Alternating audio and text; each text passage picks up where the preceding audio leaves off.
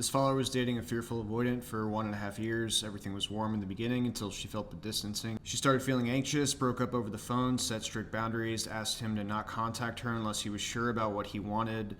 A few days later, she said maybe the breakup was a mistake and they should take some space and possibly explore a reunion in the future, to which he didn't respond. He mentioned potentially going to therapy a month ago when they last spoke, and she's concerned that she hurt him or reaffirmed his beliefs about doubting others and relationships. She wants to explain all of this, but is afraid it might push him further away. So the absolutes here are the current dynamic wasn't working and you were suffering. He needs to make changes himself, and it has nothing to do with you if he chooses not to. And the most important thing and the only thing in your control is your own mental health and healing. Firstly, great on you for standing up for yourself and knowing when to walk away. You shouldn't regret choosing yourself when your needs weren't being met, and you have to be compassionate with yourself for showing up with the knowledge that you had at the time. It's also important to note that had you showed up differently, then no changes would have been made and things would have remained unhealthy, surface level, and confusing. With your decision, it's common to feel regretful, especially after learning more about attachment theory, which is what it sounds like you're feeling now. Secondly, just because an ex mentions going to therapy doesn't mean they'll follow through with it or even heal from it. Before I discovered root cause therapy, which helped me significantly, I had seen 5 CBT therapists and made no progress at all, which was probably my fault. Additionally, therapy isn't an overnight change. It can take years for a person to get to the point needed in order to show up as a healthy partner. Lastly, you're not responsible for anyone's behaviors or beliefs, and just handing them the knowledge can't heal them. It's a step in the right direction, but it's a step that they have to choose themselves willingly, and it can be the hardest part for most. So what do? You can attempt to explain things when he's in a more regulated state and ready for that discussion, but you won't know when that is if he isn't responding, so it might mean waiting for that to happen.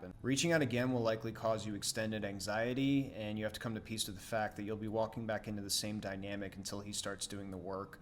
So if you decide to go that route, just be sure you're ready for the worst possible outcome. Ultimately, it sounds to me like you made the right choice and the ball is in his court, so the best thing you can do is stand by your initial decision and focus on building yourself back up. It's entirely up to him if he chooses to use this as a catalyst for his healing or not. Thanks for the request. Hope this helps. I offer one-on-one coaching sessions and other resources through the link in my bio.